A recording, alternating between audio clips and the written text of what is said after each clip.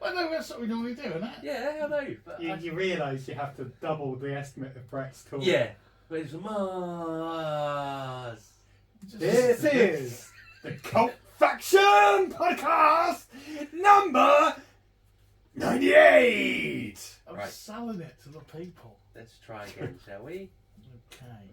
You now have 18 seconds. It's like a game show. And was turned into Macho Man Randy Savage now. Uncut bits you don't normally see. Because you're going to delete them. Please do. This bit be on there. Natural or supernatural, mankind's oldest fear comes to life. From out of space came hordes of green monsters. They are invaders from Mars. This is the Cult Faction Podcast, episode 98, Invaders from Mars, 1953. Superman. And a burp coming on.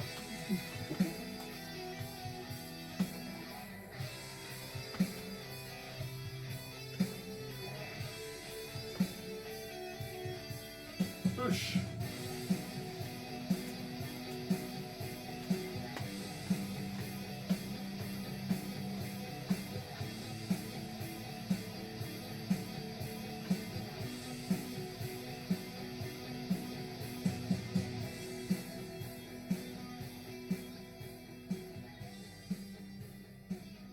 Hello and welcome. The Premier League is over. Summer is here. And Cult Faction Podcast episode 98, Invaders from Mars 1953, is right in your rear. I'm your host for the episode, Brett Summers, and joining me is... Paul Hawkins. Damien Hicks. I've got a bit of a bone to pick with that cold open. Oh, go on. Mankind's oldest fear. That was what it's on the poster. I know. But it's not, is it? What is... Well, because they only thought about aliens a few years before 1953. How can it be mankind's oldest fear?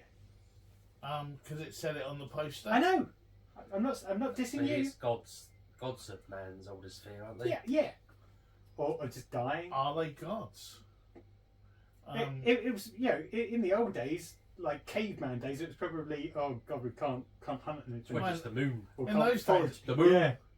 He's spoken. Who's back in the Everything sky? in those days was fine, and they made fire and kept burning everything. That was their oldest fear, was fire. Fire. They invented it, kept burning stuff, didn't know how it worked. Or maybe, Anyway, Maybe it's the- not a history podcast. maybe the wheel. The theory of It's history. probably a good job it isn't as we go through the film. Yeah. I was a bit shocked. Anywho. We'll get to that later. But in the meantime, what's been happening, fellas? Bank holiday. And? No, that's about it. It was a bank holiday. You had a barbecue. Did you? Yeah. I broke my barbecue. How On did you purpose break to your get another barbecue? one. No, not on purpose. Well, because Did you build it out of straw? No. I was only joking. And then Emily came along and huffed and puffed. No, I just finished building the surround for it, and then the fucking thing collapsed. You didn't build this, did you? No, No. I built the walls and the floor. So You got liability insurance. no.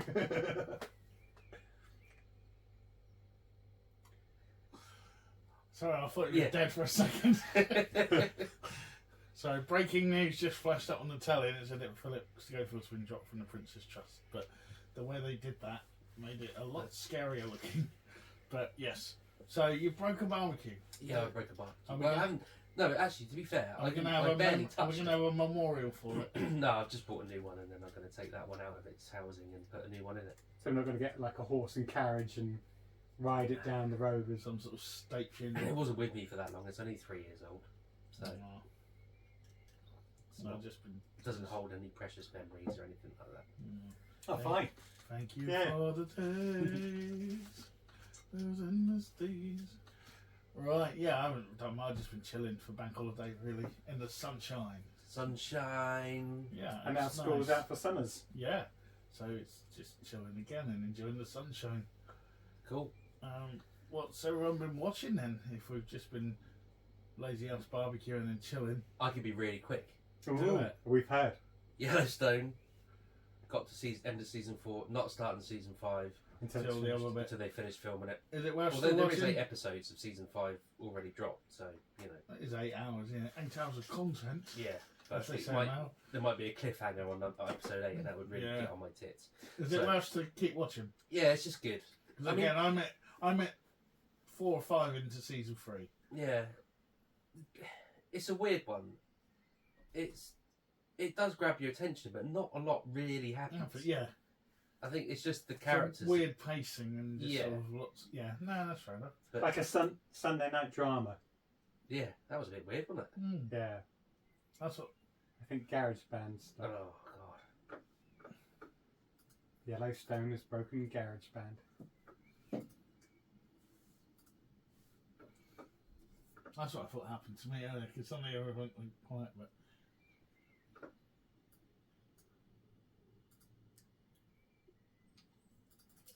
Again, this is what you don't see.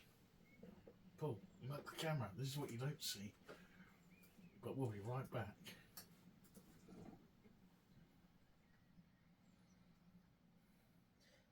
Well, we lost recording there, but we're back. I Yay. don't know what happened.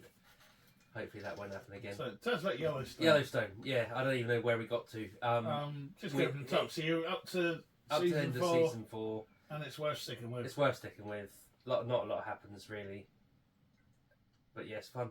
And the only other thing is, what's it called? Inside number 9. That's completely thrown me. Yeah, Inside Yes, number 9. I'm up to date with those as well. Yeah, I think it's finished now, isn't it? Because they only do about Yeah. Well, 6. according to the thing, that's the last one. If we believe them. Yeah, true. They're good at doing that sort of thing. But yeah, so if that is where, then I'm fully up to date. Did you? Although part of me wanted to see an on the buses episode. Yeah, that's the point actually, because that was in the stills for the release. Well, wasn't it was never happening. That was the spoof for the quiz. it? Oh, I don't know. What quiz? 3x3. Yeah. No, they advertised the on the buses episode, Yeah. and then when it got to the start, they said, "Oh, there's a change to tonight's schedule now." Oh, they Oh. didn't dev that on iPlayer. Oh, the scheduled episode is going to be on next week. In the meantime, we've got a pilot for a new quiz show. Oh, I see. No, that I didn't. And I then don't they think they put did that that on on. iPlayer. And Doesn't then ring a bell. No. I did it on the live one. That's and annoying. then Yeah, because you kind of missed the whole. The whole point of the Yeah, setup yeah. of it, yeah. And then because you get the test card of the I forgot what it's called now, like on the wasn't on the buses, but whatever they called it. Yeah. And then it goes, oh, instead we're going to show the pilot episode of the new Hold On Tight. That was it. That was there on the buses one. Microphone. You Hold On Tight. That was it on the buses one. And then so we're going to get the 3x3 quiz, which And obviously you- 3x3 is 9. And then yeah, so that then you get that instead. So as a live thing, that's what you experience. And but loads of people obviously turned over halfway through when the quiz was on and were watching it. There's loads of complaints. was there? Yeah. Good. There should be, but for the right reasons. Because I bet the writers were thinking, "Done our job." Well, yeah, that's it. What did everyone else think of it? I could see it coming, but Yeah, I still even good. guessed how it was going to go. yeah. I was like, explaining. I'm just looking forward to going back and watching the other seasons now. Oh yeah, you've got such a Yeah. You're kind of in an vast treat envious in front- position. Yeah, I know. and even the last weekend, yeah, because there's one bit in 3x3 as well where he asked a question about the witch hunts, and that was and you probably haven't seen that episode yet, but that was the one where they were witch hunters, and then there was a twist at the end that I Yeah. won't give away because you haven't seen it yet. But that was one of the questions on the quiz show, Yeah. and I was like, oh, and yeah, no, I thought it was good. I'm glad it messed people's heads up, and loads of people got scared and freaked out because they turned over and didn't realise what was going on. And by now, if you are following it, surely you knew what was going on. Yeah. Because that's the sort of things they do, the cheeky chaps. And the last weekend, the last episode, was just really dark and weird. That was good. That was a good episode. Yeah, I liked it. It was just I wasn't expecting it to go that dark and weird. Yeah. I don't think I've watched that one then. The two Joe and Chaz, the gay couple in the lodge. No, I haven't seen that one. lodge. Oh, we won't say anything. We'll keep quiet then. But Yeah. Lakeside cabin. Sorry, it is not a lodge. Same difference. That's the official. Oh, right, okay. They're in a lakeside cabin. Yeah, that was a good one. Yeah, so great Sorry, show. I mean, Paul's itching to talk. Sorry, you can just see Okay. him. He's like, Yeah. Oh no, just no, it's say just, that. otherwise it times out, oh, all right, okay. and I can't do that. And if I do that, I'll get my way from the microphone, which you don't like. It's not. I'm joking. It's not about Whoa. liking it. It's about Whoa. the product. listener It's the experience. product. Okay, so I had a bit of a catch up. So watch Renfield. That's the not Kevin Spacey. That's the Nicolas Nicolas Cage. Cage. What Kevin Spacey? What the fuck? Nicolas Cage. Yeah. Vampirism thing, isn't it? It's good. Yeah, I liked it. Yeah, it is good. And Nicholas Hoult. Mm-hmm. Both the Nicks. Nick squared. No, it's just a nice take on it. On the whole vampire shtick. That's almost a pun. I just like the whole way of how it's gone from Stick. Like a steak. Steak. It's gone from the. You get the classic. I said almost a pun. You get the classic vampire and how it's left Yeah. them nowadays. Yeah, I really liked it. Bit of a change in tone. On Apple, I watched Still. Oh, explain. Tell us. Still is. Sorry, I wrote Marty McFly, but obviously Michael J. Fox. So it's Michael J. Fox's story. You know, it's not as in depth as an autobiography. It's only like an hour and a half long. But no, it's good. Yeah, it's quite cool, and it focuses, you know, on his deterioration over the last few years, but how he's still trying to battle against it, how he's, you know, living with it and coping with it. And I didn't realise how long he's been with his wife, and you know how they've really stuck together through it all. So it was a heartwarming journey. Did she used to be his mum? No, they starred together. I got my films muddled up. They starred together in this TV show that he did. Family Family Ties. Ties. Family Ties. Which Yeah. one was she? Oh, the older sister. She wasn't the sister. She was his girlfriend. Oh, okay. That would have been weird if it was his No, sister. like the one who played his older sister. They weren't his sister in real life. Yeah, I know, but it still would have been a bit weird, wouldn't it? It would be weird if it was the littler sister. 'Cause she was weird. So yeah, that's worth a watch. No, television's not real though, Brett. So Oh, like the a actress. couple can play siblings if they desire. He's the one that said that bit was weird. No, you're still saying you started the whole weird No, thing. the actress was weird who played the No, younger sister. no. Anyway, it doesn't matter. I think this episode's getting weirder and weirder. Watched Halloween Ends. Just cause. Does it? But Like, it's not. Just It's 'cause- not Halloween. How can you watch a Halloween film when it's not Halloween? Just because I was bored. Must have been really. It was just miserable to me. watch that, to be I fair. thought, she's not going to watch it. So I put it on. and Nah. Yeah. Nah. It's... Rob Zombie done the best modern Halloween film. Oh! Email us now. It's a bit predictable and it's just not very good. It's not very good. It tries to go on about how the town's been almost corrupted by his being and how everyone's evil and how that manifests. It's almost like Ghostbusters 2. Jamie Lee Curtis has been killed in that film about 10 times, and they go, no, that one doesn't count. That one doesn't count. We're going to make another one. Yeah. But anyway, it Shit. was better than some of them. Yeah. I'll say that. I shit on the franchise. So carrying on with franchises, unless they Ooh. mean you've got anything else, because No. I'm just padding now. So carry on with the franchises. Scream Yeah. 6. Oh, no spoilers, but I've still got 2 to catch up on, I think. What? Well, the newest one, and then there was one about a year or so ago, wasn't there? Scream. Yeah. No, there's only been one new film. No, there's one coming out soon then. Don't know. There was one about a year in the last year or so. Scream. Yeah. And now it's Scream 6. They've gone back to being Scream 6. Scream 6. Yeah, that's what Yeah, I'm saying. so They're the 2 I haven't. you're right then. He's right. You're looking at him as if he's mental. No, they just called it Scream, though. No, I'm just saying, but there's 2 films. I don't know Yeah. whatever Yeah. number it is. The last 2 I haven't seen. No, neither have I. That's where I am. Okay. So, Yeah, so but there was one about a year ago, Scream, which Which is is what not I was saying. What's I just said? Yeah, I know, but that's what I just said. Yes, I agree with you. I I'm was just nodding saying- my head. Oh, Saying, sorry. Yeah. Yes. Sorry. And yeah, and then this Scream 6 with Are we liking? it's all right. I have debuted. Okay, I have debuted into a franchise. I'm about 10 years out, but I've now seen the first one, Of John Wick. of course you two haven't seen John Wick. Well, No, I haven't seen them. I've got John Wick 2 on my box saved now, so at some point when I get a chance, Yeah, John Wick I 2. only stayed up late to watch John Wick 4 last night. It was alright. Yeah. I enjoyed it. It was. I think he liked the car more than the dog.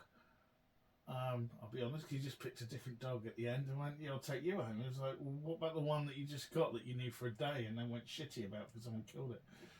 But Not after So what good it does looking to at the me, I car. haven't seen it. surely. a nice world set up, nice cameos.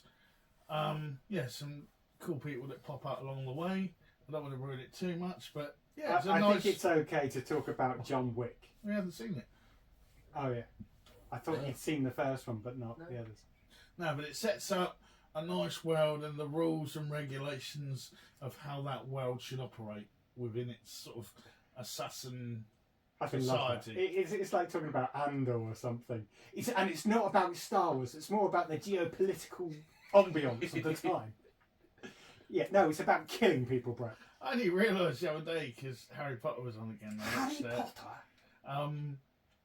His mum in Andor is the what should we call it? The what's her name? She's in Harry Potter. It's good to know. Wow. I've forgotten the character. There's only one or two characters in Yeah. that. That narrows it's it down just a bit to. A Weasley. Is she a Weasley? No, is she the horrible one that bullies him? I can't remember that. It's not. Oh, look, there, he's got. What, you mean Helena Bonham Carter? No, the auntie. Matilda, no, but the auntie's no, not Tilda. Oh, Dursley. I don't even Yeah, watch the the damn Dursleys. things. I don't remember. Anyway, carry on.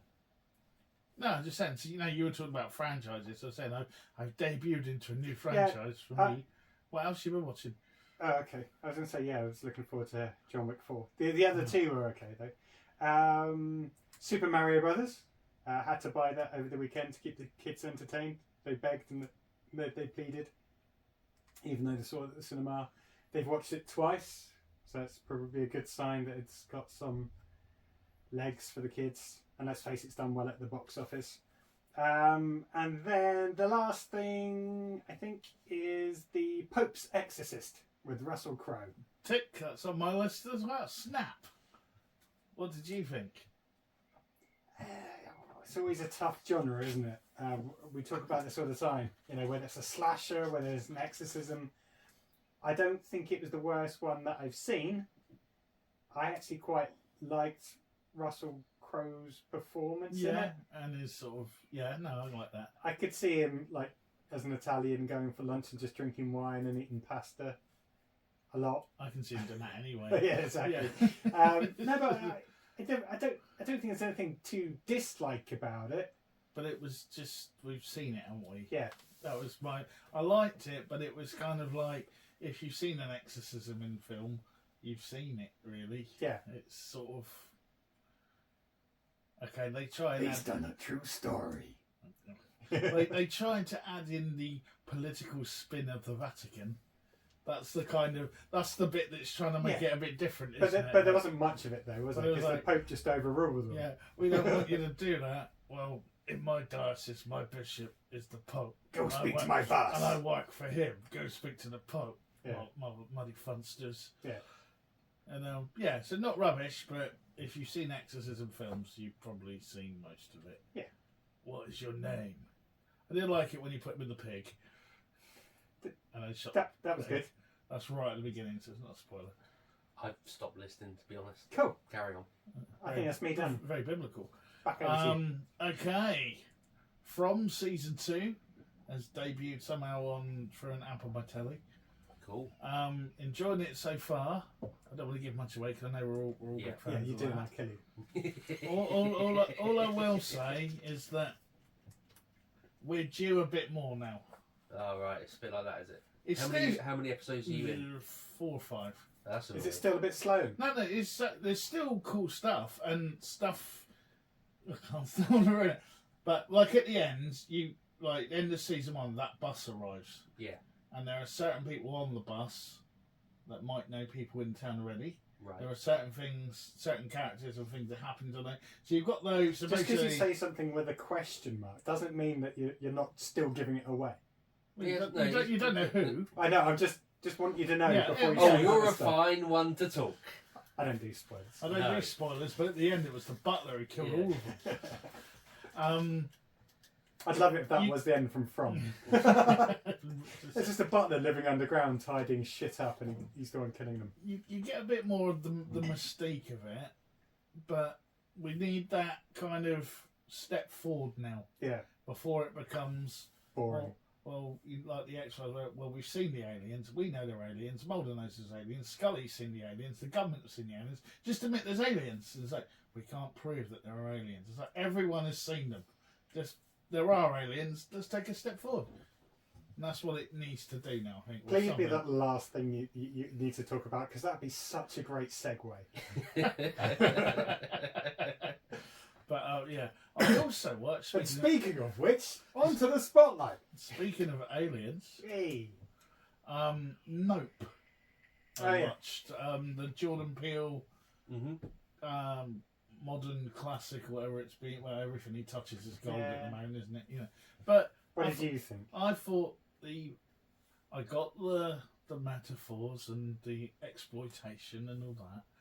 I wanted to see the monkey kill a few more people in that bit, and I thought the first half was really good, and then it kind of tacked on this bit on the end of the sort of floating-y thing, and try not to spoil, but It's a bit of a waste.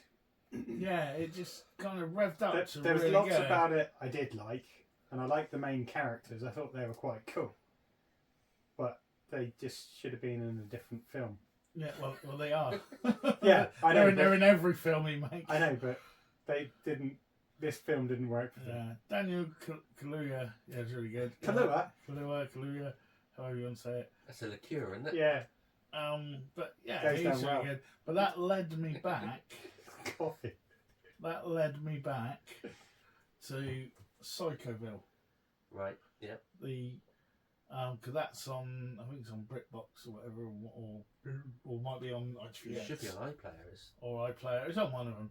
And watched like season 1 again because Kate had never seen it either, and she was like, "This is just messed up," and it is. But just watching it back now, it almost, I don't know if it's because time's moved on. Because when was it on originally? It's I about, don't know, a few years ago. what was it? It 15 was years. 2009 to 2011. That's There close. you go. That's close. Yeah, I just guessed. yeah. Didn't Yeah. really need to be exact, did we? Well, sometimes having First exact aired in fact. October 2011. 18th of June 2009. Like a bit of dead air and the podcast. Yeah. Well, this is dead air if you shut up. But nah, it was good, was it? It was really good. It still stands out. If anything, it's more disturbing now. Okay. But I think as time's moved on and certain things we don't touch on telly or go near anymore, and it's still a bit in there, and that just makes it more uneasy. Like shall we Jimmy say. Savile. No, not Jimmy Savile, but bit. Rolf. Oh, can you guess what is it? So that took me back to there. From I've talked about. Poker Face is now in England. The whole season is on Sky. You have a microphone. It's right there. I can hear it in my ears. Which one's Poker Yeah, but- Face? Natasha, Kaplinsky. the one from American Pie, and where she can tell if you're lying. Oh, okay. There's another film called Poker Face, wasn't there? Not that I know I of. don't Oh, know. okay. But yeah, really, really good series. Basically, pretty much Columbo. You see the Oh, this is the one you talked about. yeah. Yeah. You sort of see the murder, and then you kind of get the bit where she arrives in town, or she's already in town. And it kind of flashes back around. Her, Oh and it's no, all- not one of them. It should. It doesn't. Does it show you the murder It's and then like, figuring it out? it's like Columbo. Ah, fuck off! I'm not interested in that. Oh, I hate like, that. give it a Hold try. on, they don't show who kills the person, though, do they? Yeah, you see it all and how to do it, and then it's her. Well, like No. Columbo. Well, at the very start, you see the murderer. Yes. Columbo didn't always. Yeah, do it that. Yeah, it did. That's But what that I was- want. Didn't always. It did. Every episode of Columbo, Didn't it always. showed you the murder happening, and then he'd turn up in his trench coat and dodgy old Citroen. Yeah, but sometimes you just see the back of someone's head. No, you always knew it was. And if you Yeah, didn't, you'd know who it was, but they didn't always show you their face. Yeah, they did. you know, they did. That was the whole. No, you used to get it from guest star. Yeah. No, that's NCIS and all those things, Law and Order. But yeah, it's really, really good, and you should watch it. And No, there's no point in watching a whodunit type detective show it's if not they a- show you who done it. it's not a whodunit type detective. Well, show. what is it then? Because you know who did it. Yeah, You know who done it. They did it. You're watching her figure it out. They did it. you want to figure it out at the same time. That's the whole point of these programs. I guess it's the dramatic irony of it, where as the audience, you know, No, you already know, and Get then some you my want- tits. Yeah, I must admit I can't be bothered with that now. I'll try it. It's cool. And also in episode 2, John Ratzenberger's in it, so you know you can't go wrong with Cliff. Well, doesn't. No, You can't bring yourself to have a bad word about Cliff. no, I wouldn't say it, but it doesn't mean just because he's in something doesn't mean you're going to watch it. Why doesn't it? Because it doesn't. Have you watched all of the... Toy Story films? Yeah. Exactly. Yeah. No. He made The Empire Strikes Back good. We all know he's in that. You're not being God. cool by saying it. That's why. Right, what else? Or is that it? No. And also, For fuck's God. sake. I'm sorry. Still I going. actually- Yeah, I know, but most of it's shit. Oh, most of it you You're watched as digging well. out Columbo. Shit. Columbo's not shit. No, but this fucking poker face. We've talked about that before. Yeah, but it's on now. We talked Yeah, about I it know, but we already said we don't want to do it. Oh, oh. But you wanted to watch it 10 seconds ago. No, I thought it was a film called Poker Face that I was getting confused with. But apparently there's not a film called Poker Face. That was Poke Her Face. It was different. We watched Goodfellas last night. It was on BBC Two, and was, Kate yeah, had I never saw seen that. it. Well, I didn't watch it. And, I saw that it was on. Yeah, still a classic, and always a good film to learn a new insult if you're Yeah. running out. And then today, at the cinema, Oh, of course, yeah. He's been saving it up for this, hasn't The Little Mermaid. he? Okay, go on then. Obviously- Generally interested to see what you okay, your well, take what I'll on do this is. first, I will give. You're not going to talk about the original. No, Kate is giving bullet points because the original Little. No, it's on it. No, it's on there. We got a review from a listener Yeah. and a watcher and a So- subscriber. Because The Little Mermaid was her favourite Disney film of all time, and she really wanted to Okay. go and see it. And it's got The Little Mermaid, my favourite Disney film, so I was sceptical going in, but it was epic. A solid 10 out of 10. True to the story, with all the must-have phrases and one-liners. The music was amazing, all the usuals plus more. The extra content that they put in was relevant to the story and just added to it, and the acting was on point. Okay, so That's Kate likes it. That's from a die-hard Little Mermaid. had some bonus content. So did you like it? I mean, it was right what it was. It's a Disney film doing Disney stuff.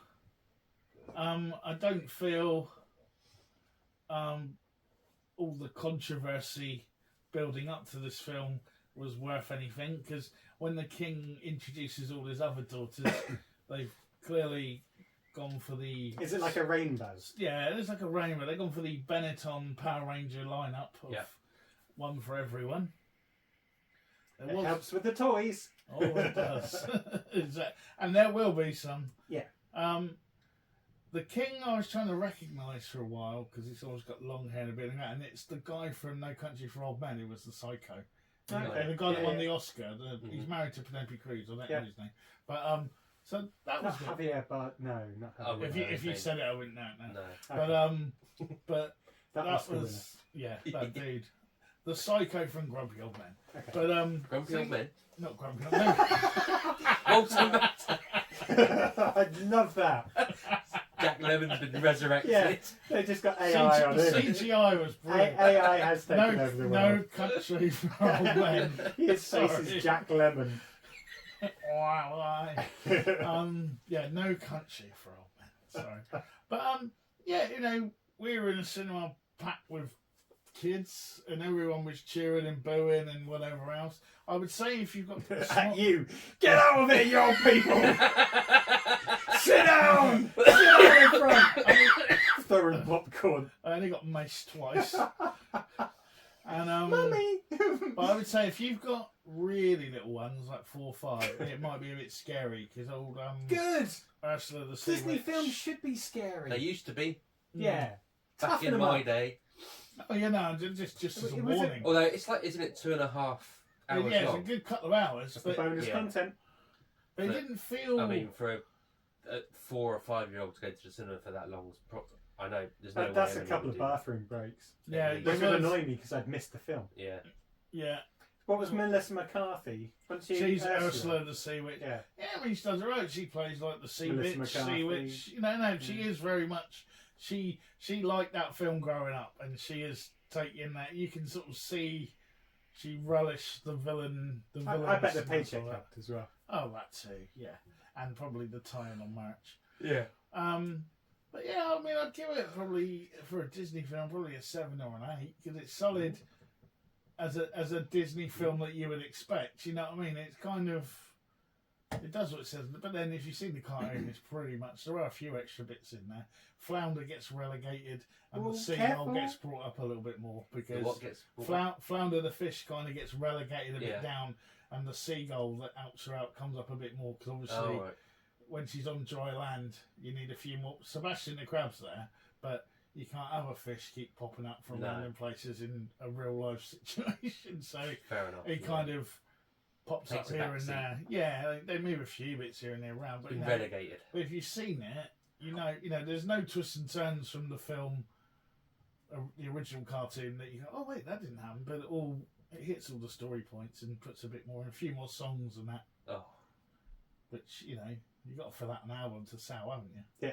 Yeah, but they did that with the original, so there was no need to put more songs in, surely. Oh, there is. The There's sequels now, because they get famous people to do the songs Yeah. like they did with The Great Showman. and Snow Lady. Snow Lady. Snow Lady. Whatever it was called. That Frozen. that minor hit. But yeah, I mean, for a Disney film, they're going to bank off that. I could imagine a sequel. It seems to be going in the right direction. Wasn't there a Little Mermaid 2 Yeah, anyway? there Oh, there's about 3 or 4 in the end. I think there's even a series at one point. It's like Cinderella. There was a Cinderella 2 and a Cinderella 3. There's pretty much Yeah. a sequel to all of them. They're just not as. And then they big made budget live as the action original. ones. Yeah. Cool. But So- yeah, it was, if you got your 7 out of little ins 10. and that, and for a Disney film, in a Disney Yeah, ranking. yeah. Yeah. Appreciate Yeah, I mean, that comment. So, yeah, 7 or 8, I'd say. Everyone in there was happy and cheering, and at the end of it, And I like that. Because, it was nice to be in a cinema actually where people were cool enough to sort of didn't feel smug enough to not respond to something. You know, that a lot of films because they were children. yeah, exactly. But a lot of people now will all go and see the Marvel film. They'll come out and go, "Yeah, that was really good at the end. I like that bit." And really, everyone will go, "Yeah, he did it," or whatever. But no, apart from Damien because he's like Voldemort. I wouldn't cheer. Or shout, I or wouldn't show go to the emotion, cinema to see it. show an emotional reaction to something on the screen. Nowadays, they're all too cool to do Did people think like Kate was your carer? that. I just got visions of Brett just like clapping and going, Yeah. "Yeah, get her!" It's okay, Brett. It's okay. I was just sat there hiding in case there were kids from school there. Go, we saw Mr. Summers and the Little Mermaid. With his girlfriend. Yeah. Okay, cool. So, and I like that because you got some brownie points for saying 7 out of 10 while Kate's listening, and then you can tell us what the actual score is for a proper film after the show. I see you on there. And basically, yeah, that's all I've been watching anyway. That's all? Anyone else? Time to go home now. Well, Yeah. Any other week, you've got about 20 things on the list. Well, yeah, and on Tuesday. No, yeah, I condense mine now. Thank God. I'm not going to talk about like Sweeney or that kind of shit. Oh, you can't beat a bit of Sweeney. It's more who Of an pops up in afternoon, the Sweeney. yeah. No more Sweeney talk. No. You build it up. Nope. Okay, so that's what we've been watching. Cool. Right. That was fun. Goodbye. Shame that's not on record. It's on there. It's the stuff that, yeah. Oof. Onions. I don't even know. Spicy chicken, I think. Ready.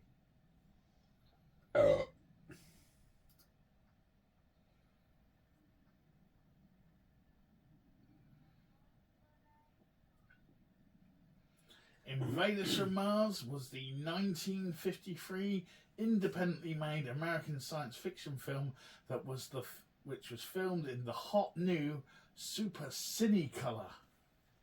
Ooh. Yeah. It was directed by William Cameron Menzies, an American film production designer, a job he actually invented, an art director, and as well as a film director and producer during his career spanning 5 decades. Let me do that bit again. Thought that was clapping.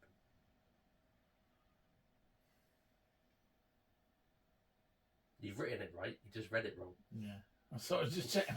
Is it me or am I just jumping ahead? It was directed by William Cameron Menzies, an American film production designer, a job title he invented, an art director, as well as a film director and producer during a career which spanned 5 decades. He began his career during the silent era and then later pioneered the use of colour in film for dramatic effect. Some of the things he did in his career: he wrote the draft summary for the Dr. Jekyll and Mr. Hyde film. He was the director of the burning of Atlanta sequence in Gone with the Wind. Ooh. And he reshot the Salvatore Dali dream sequence of Alfred Hitchcock. And he reshot the Salvatore Dali dream sequence of Alfred Hitchcock's Spellbound. I like how he did that. Like he would go and be bothered to cut out his mistake. No, I won't bother. No, it's unlikely. Yeah. Oh, amateurs. Yeah, so basically at the time, if you needed some sort of trippy, weird bit filmed, Or in colour. or in colour or some sort of effect, he was the guy you brought in to do it. And then your name still stayed as director on the film. Yeah. Invaders from Mars starred Jimmy Hunt, Helena Carter, Arthur Franz, Morris Ankrum, Leif Erickson and Hillary Brooke. And there were lots of cameos from various people of the day. We won't go into all of them now, but if you look it up, lots of the sort of people that pop up for 5 minutes are all sort of famous TV and film stars of the time. One to point out is Lock Martin is one of the Martian mutants that carries David in the underground tunnel. Lock Martin was also Gort the robot in The Day the Earth Stood Still, and was a famous actor because he was 7 foot something. Just one of those guys that was tall and was in every film going. If you needed a tall guy, he's Yeah. your man. Apart from in the film, the tall guy. But then that was the 80s, so he's probably gone. Yeah, he probably wasn't around then. So yes, SuperCinecolor. This was the big deal for this film. First used in 1951. SuperCinecolor, here's one for the tech heads, used black and white separations produced from monopack colour negatives made with an Ansco Agfa DuPont Kodachrome or Eastman film colour for principal photography. Yeah. Yep. And after the negative was edited, it was then copied through colour filters into 3 black and white negatives. And an oddity of the system was that rather than using cyan... Hold on. I don't know why it keeps doing this. Because Bear with me. we're not filming Super Cinecolor. Yeah. Yeah.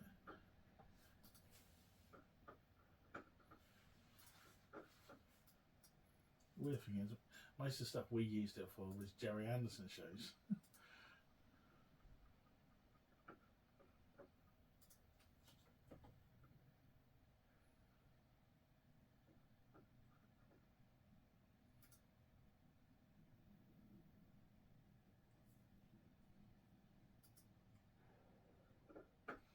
Boom.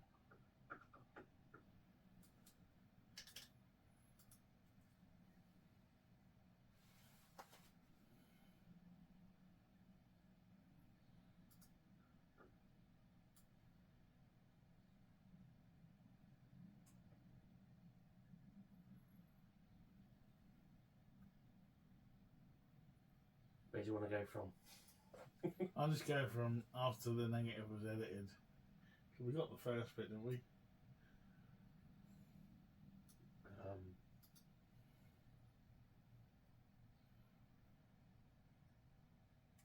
Or Eastman colour film. Okay. Or Eastman colour film for principal photography. Where's that?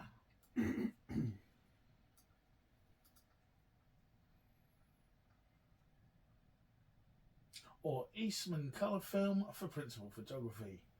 Then, after the negative was edited, it was copied through colour filters into 3 black and white negatives. And what was apparently really odd about it is that they normally use cyan, magenta and yellow as their primary colours, but SuperCinecolor was printed in red, blue and yellow matrices, which created some weird results and colour spectrum that made certain parts stand out. You got those sort of weird blues and greens. Well-known films that used it at the time were Abbott and Costello Meets Captain Kidd, The Sword of Monte Cristo and Top Banana 3D. And this was seen as the precursor to 3D, of which Invaders from Mars was originally going to be filmed in, but it wasn't in the end. It wasn't in the end, no. Director William Cameron Menzies was better known as one of Hollywood's great production designers, and the film, as I say, was originally planned to be shot in 3D, and his designs were meant to emphasise a sense of depth. So that legendary pathway to the sandpit in 3D could have been even more terrifying and scary than it was. And when it came time for principal photography, there were reportedly no 3D cameras available, so filming proceeded to the standard 2D, just like that. It was all planned, turned out, none available, okay, we'll do it in 2D. Yeah. So, you To can be fair, imagine... it didn't suffer from it though. It still looked... Absolutely, we can imagine how annoyed you'd be. You've planned all that and you get there, we ain't got none today, we ain't got no 3D cameras. Although So- it probably saved a load on production. That's true. His production designs were so good at creating a sense of depth that many people swore that they saw the film in 3D anyway. And it was Over that, they were just fine. yeah. Well, we were getting nearer to this. It was produced by Edwin L. Alverson Jr. and distributed by 20th Century Fox. And it was one of the first science fiction scripts written of the 1950s. The revised version of the script was completed in September 1950, but it wasn't produced until 52 and then released in 53. With the genesis of the film coming from the wife of writer John Tucker Battle, who woke him up one morning to recount a vivid and disturbing dream she had of Martians invading Earth. He had to tell him as much as she could remember from the dream, and then he wrote it into the story from there. So basically, his wife had a bad dream, he turned it into a film. Fair enough. And it explores themes of paranoia, the loss of trust in authority figures, and the fears of mind control, all fresh from the Cold War that was ongoing. The paranoia of the Cold War runs through this film. Yeah. Any comments on the first time we all saw it? I don't think... I was confusing this with something else, so I don't know that I've ever seen it before. So, Okay, there we go. cool. So for me, it would have been on terrestrial TV. I don't know whether it was a Channel 4 or BBC Two, or more likely to be BBC Two. I remember it BBC Two. Yeah. And it was doing, they were showing basically everything. So you had the Day the Earth Stood Still, War of the Worlds, you had Silent Running, all that kind of This stuff. Island Earth. Yeah. Yeah. So remembered it really well, enjoyed it for what it was at the time. And yeah, I thought it was in 3D. No. Yeah, but again, like with everything, because it's set in the 50s, filmed in the 50s, obviously things are a bit dated, the mannerisms, all that kind of stuff. But Yeah, that's we'll get because into that, yeah. but that's because it's a different era. It's of its time, yeah. Yeah. But I think for me, the pathway in the sandpit when I watched it were forever like burned into my mind. And I think even as a child, if I went near a sandpit later, it was kind of like... For me, it was the floating alien dude. I could always remember him. No, that's cool. Okay then. Gee, Brett, should we get to the plot? Jeepers, shall we? There are some great ones of those. Yeah. Right, off you go, sir. Oh, it's me first, isn't it? Right, so, late one night, youngster David McLean is awakened by a loud thunderstorm. From his bedroom window, he sees a large flying saucer descend and disappear into the sandpit area behind his home. After rushing to tell his parents, his scientist father goes to investigate David's claim. His father reveals that the town is basically a government research town where everyone is working on secret projects, and he needs to have a look and alert the authorities if David is correct. His father is not seen for a long period of time, so long that David's mum calls the police in a panic. The two policemen go and investigate the sandpit, and as one vanishes, the other finds a torch with David Dad's name on it and his shoe before he vanishes himself, which is mildly amusing the way he goes. Just as a side note, in the remake, I was not a fan of it. And they used to speak in, like they had booms over their heads so that they could be heard. It's a very similar principle with a microphone in the front of your face. remake. That the older policeman is played by David, the actor that played David. Oh right, not the in the reshoots. You mean 1986 remake, yeah. Jimmy Hunt. Yeah, Jimmy Hunt plays the police chief, and he does a bit where he's like, "I haven't been up here since I was a kid." Gets a little line in, but that's about the only thing worth watching in the remake. But nice UFO start. Always reminded me of the start of the Invaders as well. Always the same sort of spaceship, although the Invaders was years later. But that sort of glowy green, which I guess is SuperCinecolor. I just like the all-American family, almost nuclear family. There's only the three of them, but it's like he gets up in the night to look at his telescope. It was probably atomic in those days. Yeah, you're right. The atomic. Atomic's mentioned a lot. Yeah, it's atomic. But you've got he wakes up in the night. He sets his alarm so that he can look out at his telescope, and it's the dad's all kind of encouraging, and it's mum hands on hips. You two back to bed. Yeah, it's very. It was almost. What is it? Scrooged. Where's your father? Oh, knowing him, he's outside chasing beaver. It's got that kind of. It was very as well like Richie Cunningham. Yeah, that kind of. Gee whiz, Pop's dead. It is there, I tell you. But we do get that, and what a cool, loving dad he is. Yeah. The mum, like you say, and the mum rules the household. Yeah. Oh, you've woken me up. When I get woken up in the morning, I sleep in, so Dad will be making the coffee. She rules it for a little while. Yeah. Then she gets put in her place. Yeah. Go for a pull. Okay, so later in the morning when his father returns, he's clearly not the friendly, loving father we met earlier. He demands his wife make him coffee and says that he went to see Dr. William Wilson. And that is why that is why he's been. Sorry. That's all right. When she questions the fact that he went in pajamas and one shoe, he raises his voice to her. Lucky that he didn't raise something else. And she soon backs down. David, though, is keen to find out what happened, so continues to ask his dad questions. As David's mum leaves the room, David notices an unusual red puncture along the hairline on the back of his father's neck. His dad said he caught it in a barbed wire fence. David says, well, there is no barbed wire fence out there, and earns himself a slap for his continued questioning. As David's mum comes back to the room, she seems shocked that David's dad knocks him to the floor, but turns a blind eye, otherwise she'll get what's coming too, and tells David to do what his father has told him. Yeah. With that, the two policemen from earlier reappear, acting very different too, and advise David's dad they all go about their business as they have very important things to do. Oh yes, they do. David's mum questions this as it sounds like they are in a plot, and she mentions that too. But is soon put back in her place. And David is then told to get over to Andy's house and play there by his dad. After he goes, we see David's dad marching his wife up the path to the sandpit. Oh, that's not going to end well, is it? Oh, not that path. This is a snapshot of behind the picket fences of 50s America. Isn't it? Yeah.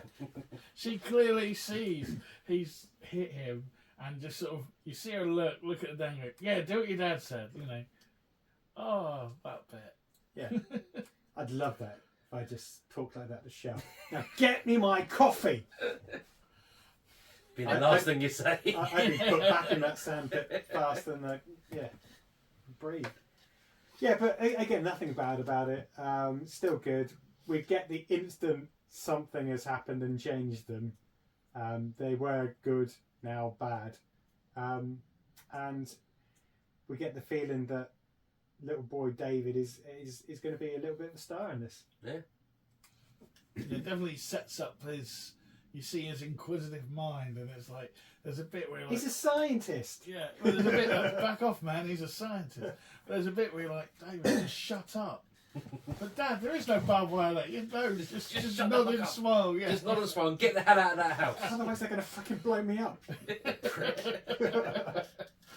Do you love your dad, or do you want him to have an aneurysm?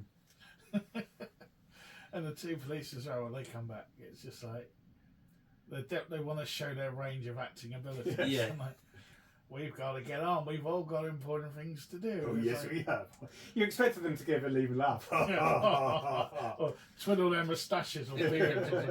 And then it's like, you all sound like you're in a plot together. It's like, shut up, you're as bad as David. Bitch, now get me my coffee. And my other slipper. Go find out. Yeah, the copper could have brought it back for him. Yeah. Yeah. Anyway, this is where the notes combined both versions. Because the film's the same up to this point. There are two versions, we're getting that later. So as we go through, some bits are in one and not in the other. Like in the dream version, you don't see Kathy fall down the hole. You Oh, just right. see him run to the house, which I thought was pointless. Yeah. Because you need to see... Anyway, Yeah. so yeah, this, Bit odd. this combines a bit of both. So later, David, remaining suspicious of his dad and the two policemen, is convinced something is very wrong, so decides to keep an eye on the sandpit in the fence. Obviously, that's where the bad things are happening. Through his telescope, David sees child neighbour Kathy Wilson, daughter of Dr. William Wilson, who his dad was supposed to have seen that morning, suddenly disappear underground while walking in the sandpit. David flees to her house and tells her mum that something bad has happened to Kathy. Her mum is upset at first, but is then angry at David when Kathy appears at the door. All okay. Holding flowers. Yeah. Oh, gee, Mar, I just got you some flowers. She's I apologise in advance for that. Wow. But Kathy's the creepiest person in this whole Yeah. thing. Yeah. Mrs. Wilson. And wasted. They could have done a lot more with that. Yeah. Mrs. Wilson scolds Oh, yeah, David they for could, his couldn't they? prank, and as he walks away, he realises the basement of the Wilson house is on fire. With help from the neighbours, the fire is eventually put out, but unfortunately, all of Dr. Wilson's research has been burned because in those days there were no hard drives No. and discs. It was all written in notes. It appears that gasoline has been poured all over it and lit. Suddenly, Kathy appears and stands next to her mum, creepily smiling. And it's nice that she didn't think that David did it as well. Because he's already pulled one practical Yeah. joke.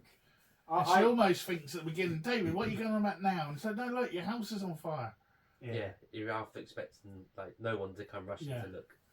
And then the whole 50s, probably volunteer fire department thing, everyone's sort of with buckets or whatever trying to put it out. And it's like, how could that possibly... And even Mum seems to think it might have been Kathy. Yeah. You kind of get a look. Yeah.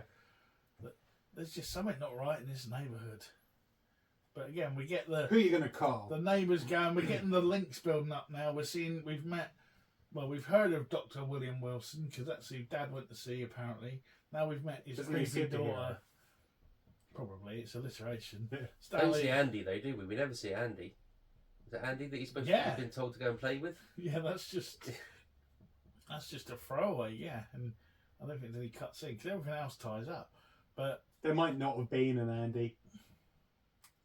It might have just been his dad saying, go play at Andy's house. He was too scared to say, there isn't an Andy. Yeah. by this point, he's clocked. Don't question him. Just get out of the house. gee willikers, Dad, who is Andy?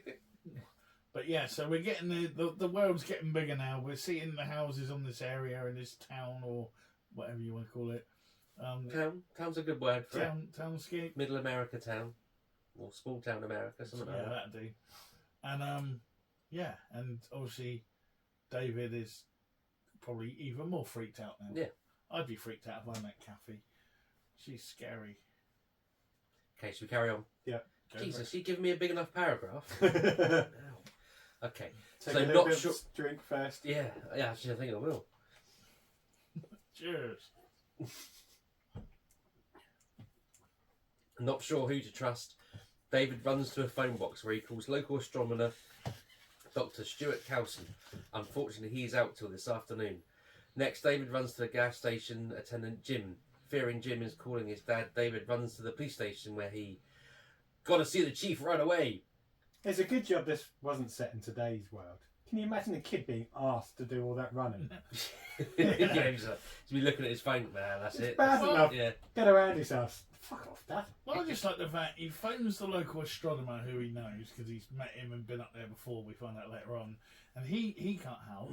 So he's like, his next call is the gas station attendant, then the police. Well, he What- doesn't know, but he what- obviously trusts the gas Yeah. station attendant. What does this Jim do? Is he like an ex-marine vigilante? He Or could something? well Could've be. been. Yeah.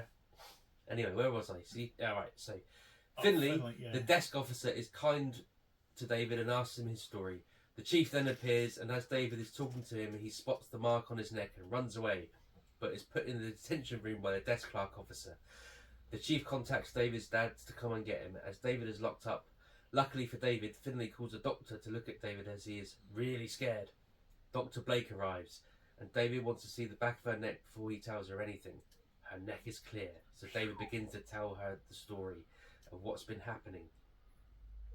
Dr. Blake checks with Finley about the call that morning regarding David's dad's disappearance. There is no record of it. Both agree this is strange and against protocol. Then Dr. Blake calls Dr. Kelston, who verifies David is a pretty realistic young fella. He's not tending to make things up, that kind of kid. Oh, yeah, that's literally what this next line says, so I'll skip that line. In the meantime, David's mum arrives to collect him. David is happy to see his mum, but as they get to the station door, his dad appears, and David resists going with them. His dad Almost like responds, Terminator 2 moment. Yeah. It is a bit, yeah. No! Good shout. His dad responds angrily. Dr. Blake intervenes, telling the parents that David has been placed under protection of health department as he might be a polio risk. The parents reluctantly leave David with Dr. Blake, but not before slagging him off for a bit. Like, hello, Yeah. dig it. Don't tell her any of them crazy Yeah. stories, you Yeah. stupid kid. Yeah. Now listen, you little shit. Just shut the fuck up. Now give me my coffee. It's like, we're villains. Yeah. Yeah. And then you get the chief, not the police chief, the desk Clerk, clerk. yeah. Like, Finley. there's some cold parents there. Yeah. No, they're not like that. They're not. No, they're wonderful, honest. They don't really hit me. But yeah, I was just like, again, there's a lot in this scene. It's just sort of, There is. but I really like the way as well it's filmed. Everything is really tall. So I don't know if that was supposed to be sort of David's perception because he's like a little bloke. Yeah, could Do you be. get what I mean? Just the way everything. There is another film where they do that, but I can't think what it is. But everything just seems Trolls. really tall, like the real long, and with the plain backgrounds and that. Obviously for down much budget probably, but Yeah. but it works and it's effective and it's again just a bit creepy. But I like the fact that. You know, Dr. Kelston, he's my favourite astronomer. Because we've all got a We've all favourite got a favourite astronomer. Yeah. Well, mine's dead now. I don't have a new favourite. Mine was Norman Lockyer, but yeah. Mine's Dr. Kelston. Well, I guess the thing is, even now, we've got a little bit of warmth in the fact that David has people that will believe him. Yeah, there's some people looking out for him. Yeah. Got a kindly Is desk this- clerk. It's like a bit of, an episode from Casualty where the kid's being beaten up, but he's got some trusted Got people Charlie. now. Charlie's there. Yeah. Not anymore. No. No. But, yeah, is this the only film where they believe the kid? Well, they don't. Yeah, could be. Because like, later on, we're skipping ahead. Later on, he's like telling the army general what Yeah, to but do. he's got the female doctor to back him up. Yeah, I know, Yeah. but it's just- And you know, Any other time it's like, shut up, you stupid kid, or whatever. And then right at the end, it's like, you should have listened to him all along. It's almost like, it's almost too quick because they do listen to him. You know, it's like, I think rule of thumb is if Dr. Kelston says he's a good man, everyone Yeah. trusts him and Yeah. believes him. I bet he doesn't wait in nightclubs either. Just straight in. yeah, yeah. I know Dr. Kelston, yeah. Kelston's probably got his own VIP bit. I like Finley in the desk clerk as well. It's like, lock him up. And he's like, I'm going to phone the local doctor. Yeah. Because I know kids, and this kid's scared. Oh yeah. So, yeah, go Finley, the secret hero of Invaders from Mars. Cool. Okay, let's move on to America completely rewriting history, shall we? And trying to get the audience to believe it. So, Dr. Blake takes David to Dr. Kelston. Kelston talks in depth about the UFA sightings of the time and how it could all be linked. He then reveals all about the area in which David lives and what they are doing is important, to government rocket research. Then they use the telescope to see David's dad push General Maybury into the sandpit. Just as they pan across. Yeah. Half expected them to turn around and look at the telescope. Yeah. Point. To be fair though, if this was an 80s movie, they before they got to the sandpit, there'd be someone undressing in a window, and then it would go to the sandpit. Yeah. Kelston explains that the flying saucer David saw is likely the vanguard of an invasion from the planet Mars, now in close orbital proximity to Earth. Dr. Kelston contacts the US Army and convinces them to immediately investigate. And of course, because it's Dr. Kelston, they do. Which in turn gives us a lovely montage of US Army stock footage. In short order, the Pentagon assembles troops and tanks under the command of Colonel Fielding, who David brings up to speed. Yeah, there was a lot more in that, but like... I know, yeah. I mean, basically, they're going on about how life exists on other planets, how Mars has life, but it's living underground. Yeah. Now this bit as well, this whole bit of that was Based added. on a true story. No, this is on the dream. This is on the non-dream version. In the dream version, they literally go there, see a couple of the things, look in the telescope, and go. There's like a good 5-10 minutes of all that talk is on the dream version, not on the other version. And I've got issues with this bit. Go for it. Tell me your issues. If you were a kid watching this film at the time, this is basically like us. No, at the time we weren't around in the 50s. Oh. Yeah, the moon landing had happened by the time we'd seen this. You've got this Dr. Kelston, who everyone trusts, great bloke, great astronomer, and he's just spouting shit. Bollocks. He's just spouting a load of bollocks. You know, UFOs exist, all of this kind of shit. It's a dying planet. It once had life. Yeah. There's different classes of UFOs. Here's two that most frequent. With most. Oh no, I didn't see that one. Oh, okay. I've got another model in my cupboard. Let me get the Type 4 out. That's it. That's the one I saw. You know, jeez. I don't think he was a real doctor. I know, but honestly, they're selling it like it's truth. It should come with a little warning. Well, we're watching a film. When, about yeah, aliens. I know, but what havoc did War of the Worlds cause? People running for the hills and phoning the police. True. This is just screwing up, some kids' education. When they're doing their science exams, they're going to be writing this shit. Yeah. Is this because you Quote, did? Dr. Kelston, there is life on Mars, 1953. but it's too cold for them to live on the surface, so they have to burrow underground. Paul, is this what happened to you? Did you do this? That's right. I think he even mentioned the fact of mutants. Yeah, he did. It's like, what? Where are we going with this? Are you just trying to get the X-Men This is the bit where he goes on about, imagine you've been watching this planet for however many years, and suddenly we start putting rockets up into space. Yeah. You're gonna start. Yeah. Which Whose side are you on? They stole that whole bit in First Contact as well. Yeah, okay, but War of the Worlds was slightly after this, wasn't it? I want to say 56 or I thought it was like 54. But yeah, it's interesting because they're watching us with envious eyes and all that kind of good stuff. Anyway. No, it would have to be his bit now, and he's googling. He just asked me a question. Well, it doesn't matter. No, it was a rhetorical question. Oh no, not 938. So you're way before. No, the 50s. Yeah, but the. Yeah, I know. I know. 38 was the one when everyone ran on the street. Yeah. I know, but the film, the SuperColor vision. Supercalifragilisticexpialidocious. Doesn't matter. It's not important. Please, for the love of God, and all that's holy, let's move on. 953. Yeah. Which is what I said, 53, 54. Yes. Cool. Everyone's right. Let's move on. Alright, the Connells. Make me a fucking coffee, bitch.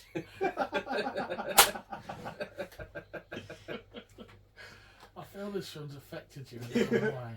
I don't know why that bit just annoyed me so much. It was the way he was saying it with such sincerity. It's like, It's like, this is how I've always wanted to be. But that pesky kid and wife have never let me be this way. Well, I'm going to say, if you go back and watch that again, Dave, he sat down a lot, but Dave was about a foot taller than he is the rest of the film, because it was, again, that was the added on bits to make it longer and whatever. But let's carry on then.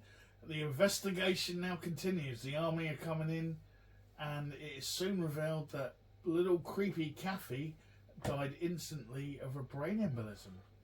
Dr. Blake goes to investigate how this could happen to such a young girl. Everyone else, in my favourite shot of the whole film, everyone else climbs up onto David's roof to have a look at the sound. Just all bundled on the roof. Earlier on, he was laying down on the grass. He had a perfect shot of binoculars. Now everyone's sat on the roof. The observatory. They could have all gone there, but no. Let's go and sit on David's roof. And why would they anyway? Because his dad might be there. That makes no sense. No, they know that his dad's gone off to do important work. Then, so they're investigating. They all take a turn on the one pair of binoculars they brought with them. Yeah. And then Sergeant Rinaldi, after he has a look, decides to jump he's not down. wasting any time. He's not, is he? He don't care. He's gung-ho as anything, isn't he? And he's been 20 years with the General, or the Colonel, Colonel Fielding. He jumps down off the roof and he goes to have a look for himself, just as the electronics experts arrive. Which also remember that. Rinaldi obviously meets the same fate of all who went before him.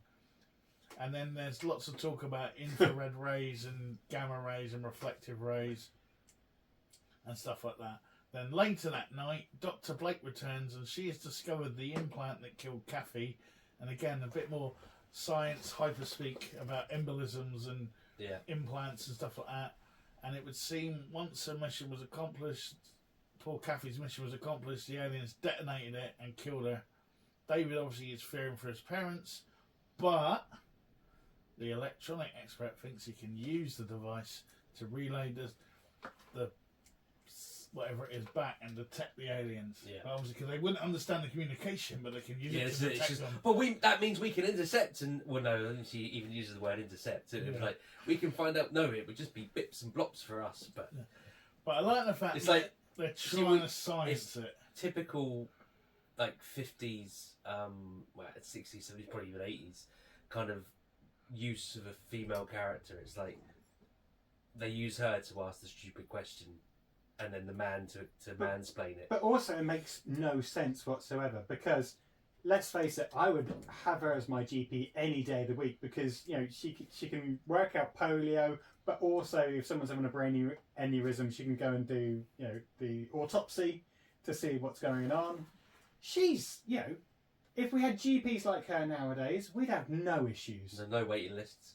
And also... Well, she's private now, isn't she, in America? Oh, yeah. Get all your papers. Some government payroll. But the way they've enabled all of these people to come together in such a short space of time. Can you imagine that nowadays? Oh, no, but this is Yeah. Cold War propaganda, though. This is God bless America. It Because takes it's 4 months. All because an 8-year-old boy said it. Yeah. But the doctor no, says they're in a it's government okay. research town, don't forget. Oh, that's true.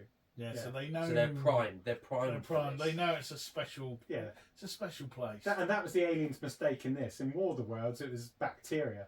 In this one, it's you just fucked with the wrong people. Yeah. You landed in the wrong kid's garden. You landed. You should have landed in New York. No one would have fucking noticed. Yeah, They landed wouldn't in- have given a shit. You landed in Geekville. Yeah. They're gonna science your ass. Yeah, because they got all that Science science, but they're all gonna sit on David's roof and watch you die. Oh, moving on. So then we get more God Bless America stock footage of the army. And the music. Yeah, and there's even bits when they're cheering to the camera because it's obviously proper old stock. Yeah. There was a little bit that half expected the alien to have like a mustache. Okay, so we cut to so the stock footage of the army before we cut to a sabotage attempt by the 2 policemen from earlier. They soon collapse and die, their alien devices activated and killing them. When David hears the news, he's upset about his parents once again. We then cut to General Maybury and another officer who are stealing nitroglycerin. When an officer fires at them, they explode. I love that bit because they obviously had to duck quick for the explosion to come out. It was real. Yeah, all done in one take. I like it, and it was the two officers, the army officers. The one on the right. Yeah, it was like, gee, that's whoever it is. Yeah, General Mayberry. Yeah, we still got orders to we take still you got in. yeah. What was in that? They must have had a suitcase full of nitroglycerin. Not even just explosives. It's well, I recognise that explosion anywhere. As all the loose ends tie up, it's just David's parents who are now unaccounted for. Meanwhile, the army have started digging in the sandpit, looking for where he is underneath. They're wasting no time. Yeah. At the same time, David's parents are caught trying to assassinate Dr. William Wilson for no apparent reason. Yeah. I know it's his research. They've got rid of his research, now they need to get rid of him. Oh, okay. Because he doesn't give a shit about his kid. No, because at that point you think, he must be one of them. Aliens, Like, yeah. But no, but so, your kid and your house have burnt. Your kid's died. Your house is burnt down. Yeah, I work at night. I work at night. I'm Batman. But no, he's not been taken over by aliens. He's just I've got cold-hearted, soulless man. I've got fizzy liquid that I need to mix. Yeah. Of all different colours. She's dead now. I've got some scienting to do. Yeah. Back off. I'm a scientist. Anyway, so they've started digging in the sandpit, looking for wherever it is. The parents are caught trying to assassinate Dr. William Wilson, following a car chase and crash, which we don't see. I love that. Oh no, you so you got a fixed camera, yeah. And then you got one car, their car goes past. A couple of seconds later, you hear a crash. Then two other military cars go past, and it cuts to an overturned car. It's like, we haven't got the budget to film a crash. Let's not film. We just make a loud noise off camera. Everyone, get to the car now. Lift and drop. Okay, we're good to go. They crashed and they're caught and taken straight to hospital where someone should be removing their implants. The best doctor in all of America is coming. Knew it and he could do it, but he's an hour away. So we do the fingers crossed that they don't detonate the device. See, on the Dream version, which is the one we've all watched. This is the Amazon. No, sorry, yeah. On the Dream version, you just see the dad run up the thing, and then come running back down, and they drive off. Microphone. In the Dream version, I know you just said it. You see the dad running up to do the assassination, and then come running back down. You don't see the bit where he aims the gun, and the doctor drops the thing, bends down, the shot goes in. Really? You don't see that. You just see Dream him go version up. Must be shit. Yeah. You see him go up. That sounds fucking awful. And then you see him come running back down. So, but that's what made me laugh. That poor bloke, David's dad, when they filmed that, clearly, because they made him run all the way up that hill, and then he has to run all the way back down again. And that camera, it doesn't cut away. It's like keep going, keep going, keep going. Now back down, run! The police are after you. Come on, mean it. They ran that guy to the ground, literally, and like. But yeah, on the other bit, at least he gets to have a rest while he shoots him. And then but it's the whole. He's got his test tube and he drops something. And as he bends down to pick it up, the bullet comes through, and then all the police, the alarms go off and everything. Yeah. Because he only had one bullet, obviously. Yeah. He didn't. Once he stood back up, he didn't realise just shoot then. Why didn't he use the nitroglycerin? Yeah, just blow the whole building. Yeah. Yeah. But, alien sphere. Don't think ahead. Okay, so back at the sandpit, things are being searched for and blown up, but nothing is found. Only an old disused tunnel that the aliens have now sealed off, as it has no more use to them. The search continues and panic rises due to the fact that they have now moved. As David talks to Dr. Blake, the scary music starts and they drop underground. The aliens are now under them. Dun, dun, dun. They're captured by two tall, slit-eyed green mutants, humanoids, with black zips. With back zips. Black. No, back zips. Because when they turn around, you see it's Doctor Who-tastic. And taken via the tunnels inside to the flying saucer. Army troops locate and blow open an entrance to the tunnels. And Colonel Fielding and a small detachment make their way to the saucer's entrance to save David and Dr. Blake. Yeah, so I love as well that they've already worked out how they're, tunneling around before they know they're tunneling around. Yeah. We've already got that science bit now, and they've got weapons that, or they've got, machines that can, cut through. Almost vaporise the earth Yeah. around them. Again, it's Dr. Kelston and Denno that raises the alarm. They're over here now. They're right here. Okay, well, let me get my device that I've just spent an hour making just to double check. Yeah. Even though you've just seen it with your own eyes. And that was the bit that was like, spent the whole film waiting to see what was underground. Yeah. And then we finally get to see it. And I remember originally being quite freaked out. But Again, it's not the anymore. 50s, Yeah. People in zip suits wearing goggles. Scary stuff. They were walking around a bit. They were, yeah. There was clearly no direction for how because each one of them's doing something different. Well, he wasn't a director, he just made up title. Yeah. I love that. It's almost like they could be walking in different directions at some point. Yeah. No, left. I can't see! Forwards. Hit my left! Oh, okay. Yeah. But see, this is Now where- pick up the woman. How? I can't I bend can't down! see her. apparently at some point, I don't know if it was the woman or whatever, they actually had the actors with midgets, so the actors look bigger. Right. Small people. At some point, it's there's a bit in there where the actors had little people, small people in their arms, so it made them look even taller compared to Oh, right, the okay, aliens. But yeah. then obviously the bit where they put them down again, it kind of Yeah. goes back out of Yeah. proportion. But yeah. But this is the bit where it gets weird. This bit. Because it's Invaders from Mars, yeah?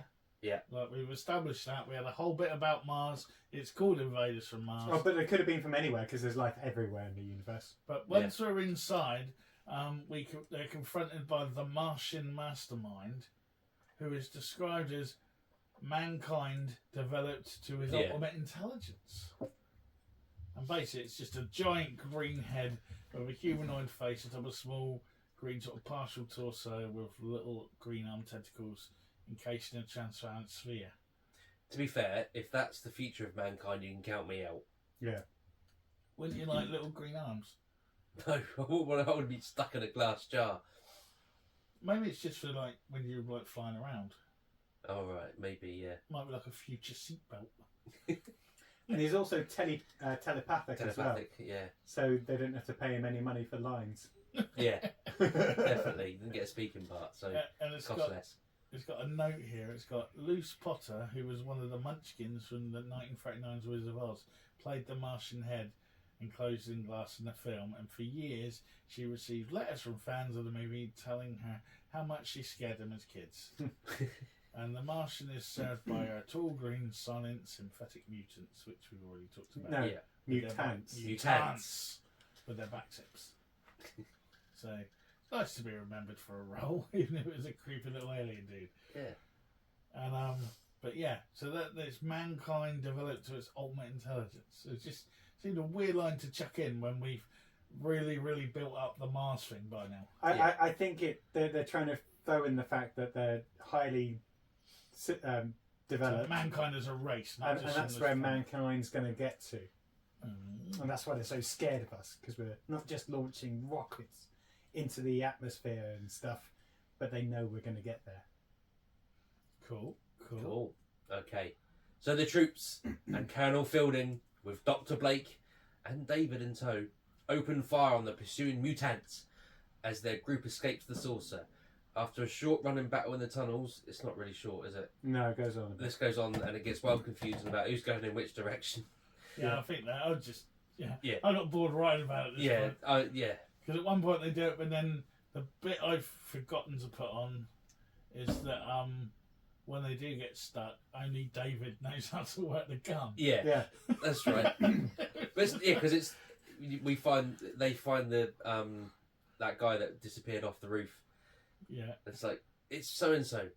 There's no point in grabbing him. We're doomed. But gee, I know how to use this gun. Which he's never seen. Never seen. used. Yeah.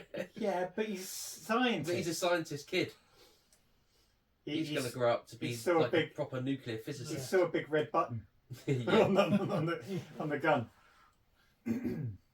Orders are given for everyone to quickly leave the area. Fielding's troops have planted timed explosive charges aboard the saucer. David runs downhill away from the sandpit, and artillery opens fire on the sandpit as the charges ticking timer slowly approaches 0. Yeah. Wasn't the most visually pleasing time either for a film, was it? 'Cause it's like No, it's a little dial. just a dial thing. It's a bit like what's on my barbecue. Just It wasn't like, you wanted like a 5, 4, Yeah. 3, get the tension building. Because you're like, what's it on now? Because it didn't seem to move that No. much. I'm sure it wouldn't have been. Digital displays were around by then, weren't they? No.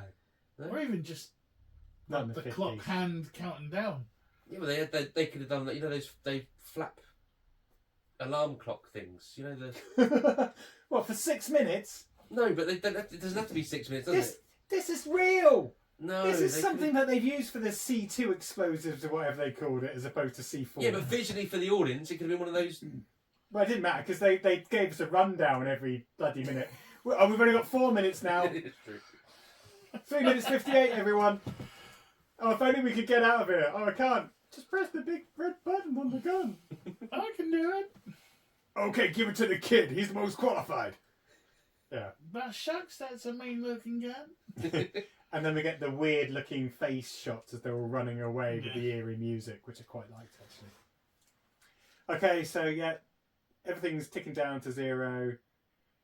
The spaceship starts coming out of the sand pit really slowly. But we're going to look at it, and yes, it is the Type 4 whatever that David did see. He was absolutely right. Of course he was right. And then, just as it's going away, the UFO explodes, and it was revealed that David's parents are going to be okay as he's put to bed by Dr. Kelston and Dr. Blake. Oh. They're not going to read him a bloody bedtime story, are they? Not No, after the man. they've got important things to be getting on with themselves. Yeah, Dr. Kelston was a bit annoyed when she went through the floor. He was It's like, oh, I was on then. yeah, I was in there. Come on. Well, and the dress Make sure was you ripped get as her well. What? Yeah, Her dress was yeah. ripped There's a as bit well. of shoulder action going on, wasn't Yeah. there? Yeah. Very racy. Yeah, well, Dr. Kelston was obviously thought he's got lucky. Oh, okay, so that's one ending. Or, following the large explosion, David is suddenly back in his bed during a thunder and lightning storm. He runs into his parents' bedroom, confused and frightened. They reassure him that he was just having a bad dream, telling him to go back to sleep. Now get me a coffee! Having returned to his bed, more wind and loud thunder is heard. David climbs out of bed again, goes to his window, and witnesses the very same flying saucer in his nightmare, slowly descending into the sandpit, to which he responds, "Gee whiz!" I think I have seen that. That rings a bell. So that's the other ending. So we've kind of combined a lot of it through, but obviously there are 2 endings at the end there. So, again, look at the legacy of the film. The music was a big thing at the time, and has kind of been done a lot of times now through other films, or that kind of choir at a key moment, and all that sort of stuff. I'll give you the official blurb. The production makes use of a unique ultra music score that consists of ethereal, rhythmically waving tonal compositions sung in unison by a choir. Mm-hmm. It is used both as a sound effect and as a scenic score associated with the Martians. As the film's end title card and end credits are displayed, the ethereal music underscores an unspoken question that only each viewer can answer. Is young David still asleep, trapped in a recurring nightmare, or is his bad dream a premonition for the now real event? The score is credited to Raoul Krauscher, but Thomas Hicks' Encyclopedia for Film Composers note that most of the score is now believed to have been the work of frequent Republic composer Walt Glickman. I thought that. Yeah, It sounds I like didn't written away Very, for it, very really, didn't it? Glickman. Yeah, But there's a big thing where like they didn't credit people. So that's a whole other Hollywood issue. yeah, definitely. We've talked about the British ending, where basically in 1954, the film was coming out in Britain, and they moaned that it was not long enough, and they had to put additional scenes in. We've kind of pointed them out as we went along. The biggest one being the observatory with the Type 1, Type 2, Type 3 UFOs with Dr. Kelston. And the ending, obviously. And the ending, removes the dream versus reality and just leaves it as a reality. And then you just get the end and the music and the final fade out. Other legacies from the film: Invaders from Mars impressed some kids who grew up and became filmmakers. Lots of people quote it. Don Coscarelli's original 1979 film Phantasm has some plot similarities, and Brad Bird's The Iron Giant makes reference to the film, and it's also been in 100 of films where it's been on the telly in the background and different things like that. The 1986 remake of the film with Toby Hooper starred Karen Black and Hunter Carson. As we said earlier, old little Jimmy Hunt does turn out as a police officer, but it kind of bombed a bit. It cost $7 million and he took 4.9. There was a novelisation of Invaders from Mars by horror novelist Ray Garton, and published in the US and the UK. And Eternity Comics done a 3-issue Invaders from Mars comic book adaptation, and then a follow-up to that in 1991, another 3-issue miniseries. So it's something that's still out there, still captures the imagination, and Hollywood seems, or entertainment, or cult land, or whatever you want to call it, seems to come back to this film every so often and try and either quote it or do something with it. But what did we think? Damien? I mean, I enjoyed it. As I said, never seen it before.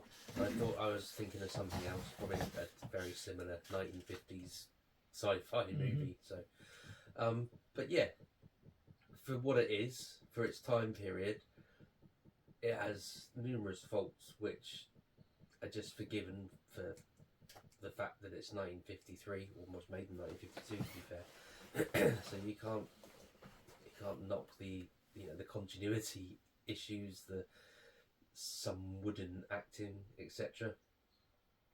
Yeah, I enjoyed it. I have to admit, I did fall asleep in the closing 10 minutes. I had to rewatch those 10 minutes shortly before you guys came over. Gee whiz. But I didn't really miss much, just missed more people running around corridors looking for people.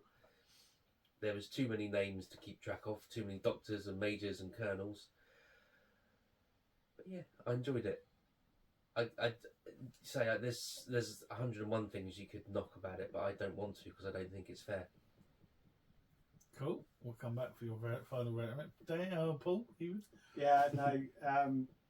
I think Damien summed it up. It can be forgiven its sins. It's like the old dog under the table at Christmas that just keeps farting. But you'll forgive it because it's an old trusty dog. Exactly. That's a good analogy. I like that.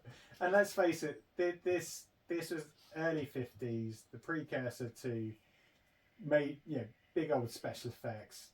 I'm not going to slay it for that because I think for what I was at the time, brilliant job. Yeah, some of the acting was a bit ropey compared to today's standards, but that was a lot of the cinema at the time. And yeah, it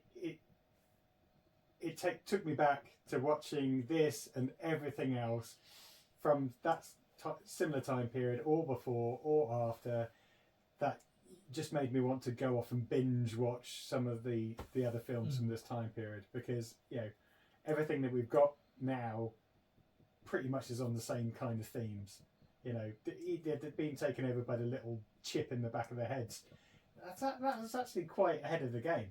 It's true. It's basically, I mean, they described it as a crystal on a bit of platinum, I think. Yeah. But it's basically a microchip. And given enough time, we'd work out how to do that. Yeah. Well, they would in the film, and they could use it to take over governments and military regimes in other countries. I think. And yeah. No, but start war on a near neighbour. Absolutely loved it for what it was. Yeah, I agree. I think it's just one of those. I think we're spoiled now, and you almost look at it from a from a film history point of view, this was one of the first films to do a lot of that stuff. When we talked about the music, which it kind of got famous, a lot of the like the director's ideas, William Cameron Menzies, you know, those sort of production ideas and things he invented. Like we said, we talked about other things he's gone on and done. A lot of those just little effects, the angles, the camera angles, the building things a bit smaller in the background and bigger at the front to get the perspectives and all that. There's a lot of things. I mean, we do it now on CGI, but that idea came from him. I think it's hard for people of our era to imagine what a sea change going to a cinema and watching this as a kid would have been. It would have, even as an adult, to be fair, it would have blown people's minds. Yeah. You know, it's like the Wizard of Oz when it turns into colour. Woo! Mm. Yeah. But yeah, a lot of the special effects then, and even the Supercolour, Technicolor, cinematic. SuperCinecolor. Yeah, I imagine that would have been completely. Well, this was a step up. To start with. And but I think the film, there is a lot of depth in the film. As in, you know, with the perspective, even in the observatory scenes, you know, when they're still in front of the big. I don't think it's a window. I think it's actually supposed to be a picture of the sky. It's not necessarily supposed to be a window, but you can almost see it in 3D if you see what I mean. It's like you've got the window or the painting, and then you've got the two talking, and then you've got the desk. You know, it's all, there is a lot of perspective. But even that shot you put on Facebook, that's it for me. That's a classic. The pathway to the sandpit. That's what I always, even as a kid, I'll always remember. It was the film with the sound. Even before I learned it was Invaders From Mars. It's really clever because they're actually the director's obviously careful to make sure they don't go too far up the hill. Yeah.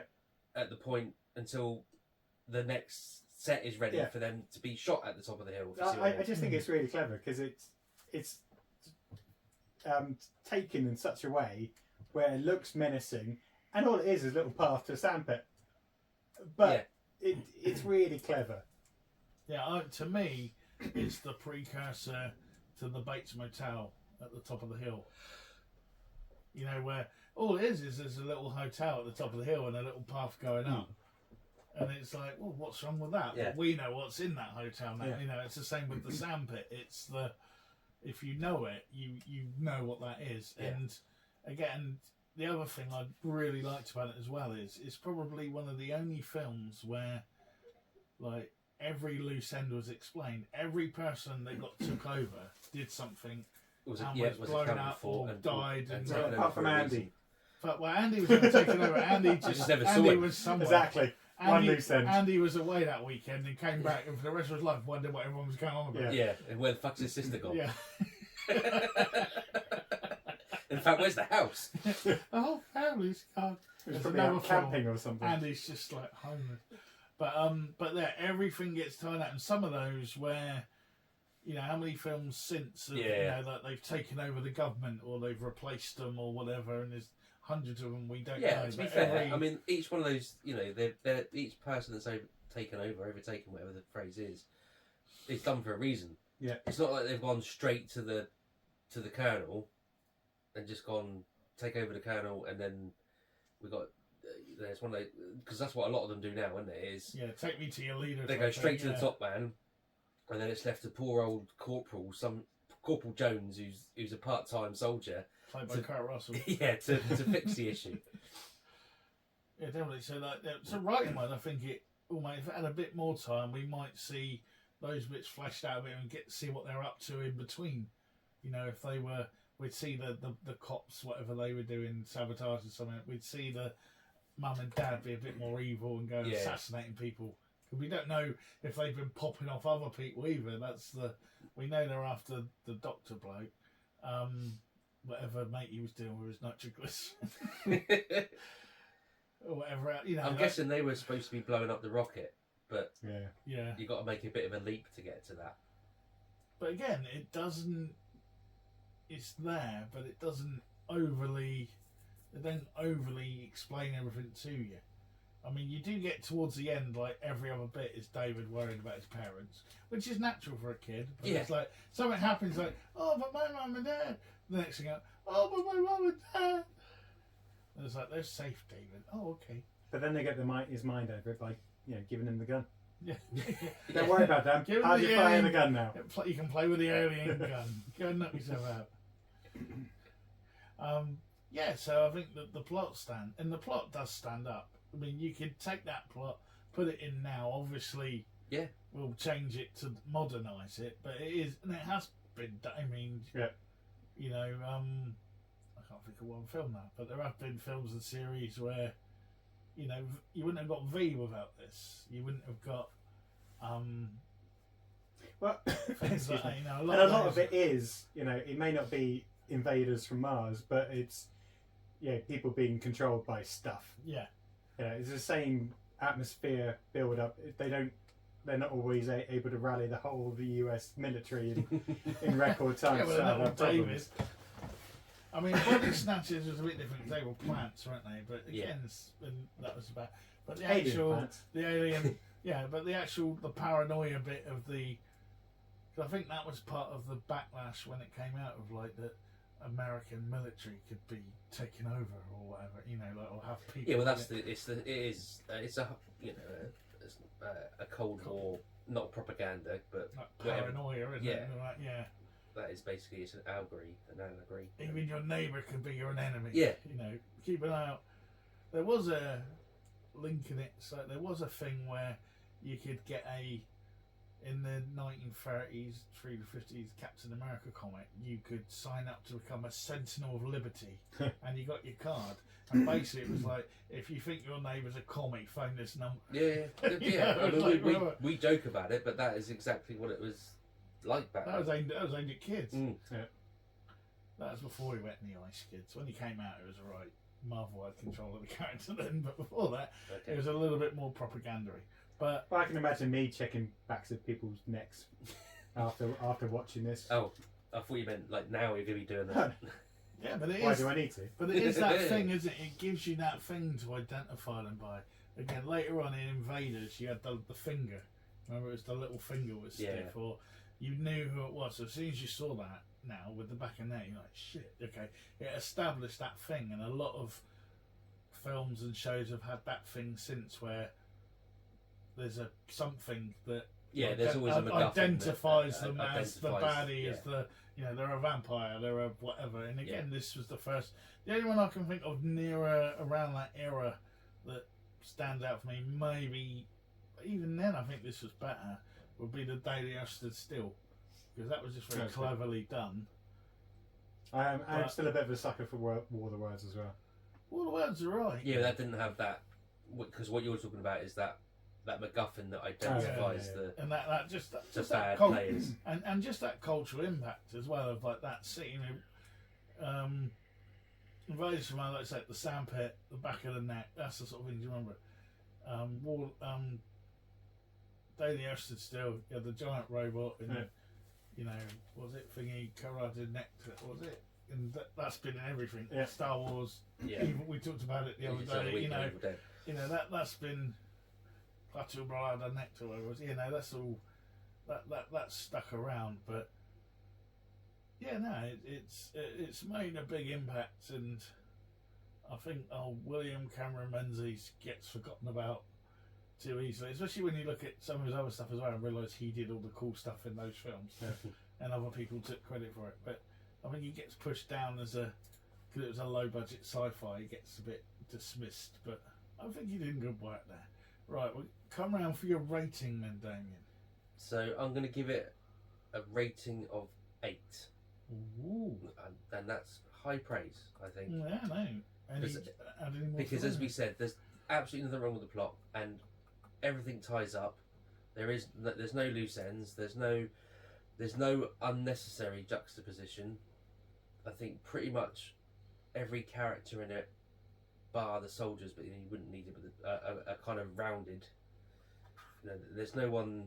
In a lot of these sort of films, you get just either a random person to be killed, or just some random person to come in and explain what's going on, like the librarian or something that gives you finds the book that's got the ancient text. There's none of that, because you do get that from the astronomer guy, but he's in the whole film. If you see what I mean. Yeah. It's not just let's go to the astronomer. He'll tell us. And they've tried to get to him earlier as well, and he's out. Yeah, so he's there throughout the How whole many film. times in the film is someone out? Yeah. Well, you know, he's not here at the moment. He'll be back in a couple of hours. Oh shit! Okay. Where's the gas station man? That is a So point. just We do random- see this gas station man again, don't we? Briefly. I think he runs past him, and he Yeah. was. Doesn't matter who he is. I'm just saying But he was Todd Karns, who was one of the main guys in It's a Wonderful Life, so it was like a cameo for Yeah. him. But yeah, so there's my rating is 8. Cool. Paul. I'm going to give it an 8.5. Yeah, really good film. I think, even though it was still early, I think to me the Day the Earth still stood still. Kind of. Trumps it. Yeah, the scripting was a lot better. This seemed a lot of just rushed facts for the sake of it, and it sounds like it was absolutely used for padding. And whilst I can forgive it some of the stuff, I can't forgive it rushing. But yeah, it's still a really good film. So yeah, I just think compared to some of the other films at that time, they kind of slightly have it. Cool. Fair enough. That's a good score. So I don't know why I'm so apologetic Yeah. about it. Now get me my coffee. I'm gonna go. Because I picked it as well. I'm gonna go 9, which I think is the highest I've given anything. Yeah. Because again, everything we've said, it just stands the test of time. And even with the plot and the cinematic stuff and the SuperCinecolor and all that, just for the fact that I watched a film many years ago, whenever I watched it as a child, and that sandpit never left my mind. You know, the best films scar you or leave something, and it always has. And years later I learned that it was called Invaders From Mars, but I just remember that even then, and I think that's the power of cinema. Is one of those films you watch and you might be like, I don't remember what it was called, but it had that bit when that happened. Yeah, and it yeah, really messed my head up, or gave me nightmares, or made me laugh, or whatever, you know. And it It's did like that. the millions of people that won't go swimming because of Jaws. Yeah, you know, you saw something and it's had an effect on you, and it's imprinted on you for the rest of your life. And I think that it's just one of those films, and I worry about the future generations and whether films can do that to them anymore with their Well, no, 'cause PlayStations they'll and build VR helmets and Pokemons. And God, can you imagine if Marvel had the same kind of scripting, where they have to describe all of the Iron Man gadgets that he comes up with, all of the different theories. that's why they left Iron. When they did sell all the films, I think that's why they left Iron Man for years and no one touched it. I mean, there's a David Hasselhoff, Nick Fury film out there somewhere. Yeah. And Anyway, let's not get back to mine, please. you You brought it started up. it. As a throwaway comment. Right, so that's our final ratings in then. And that almost brings our episode to a close. Before we go into our shutdown procedure, it's Damien's Shutdown turn. procedure, It's I like that. Damien's turn next week, I believe, Ooh. for It is. episode 99. Pressure's So- on. Damien, How what- is it going to follow Invaders from I Mars? can't follow Invaders from Mars. I So you're just genuinely giving up and can't. shutting Yeah, up just any giving up. old Yeah, shit. Pretty much. No, I'm going for some of the best on-screen chemistry in cinema history. Lady in a Tramp. 2 comedic actors who have both Plane, Trains and Automobiles. passed. Tough guys. No. Should we just let you finish your sentence? Yeah. Silver okay. Streak.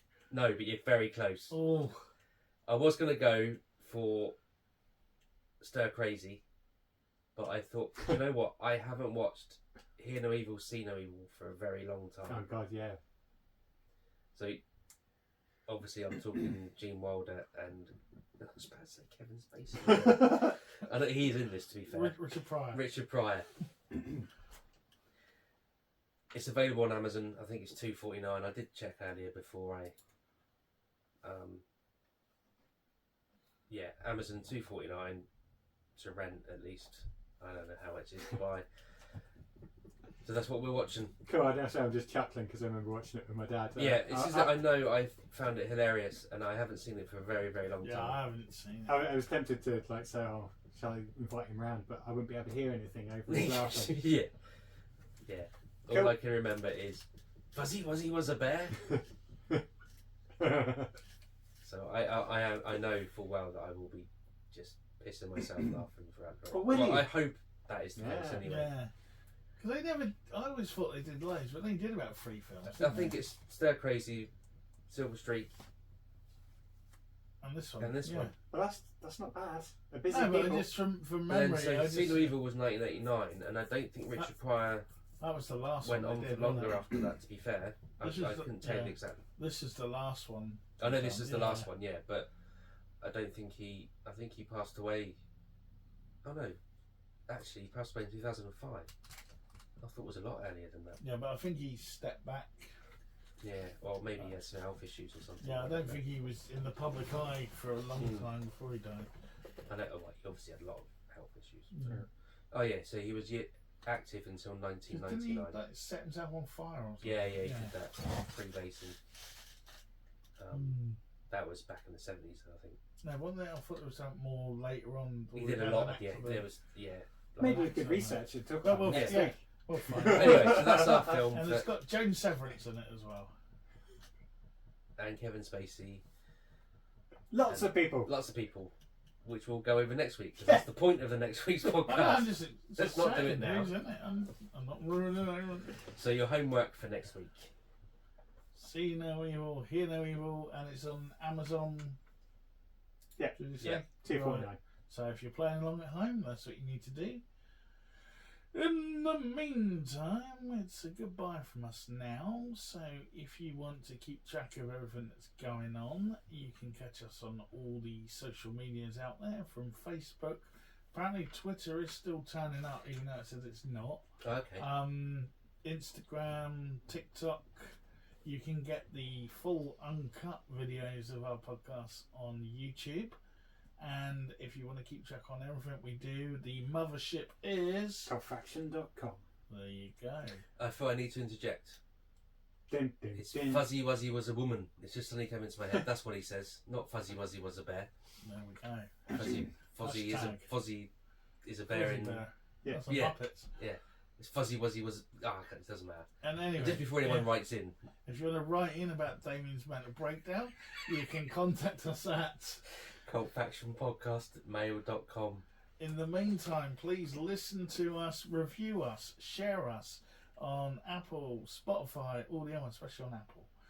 It really does help, and it really does, get us out there and help us move up those really, really expensively paid for rankings. Yeah. So, please do that. But our time comes to an end now. And jeepers, gee willikers, it was a great little episode there. So it's a gee whiz from me, Brett Summers.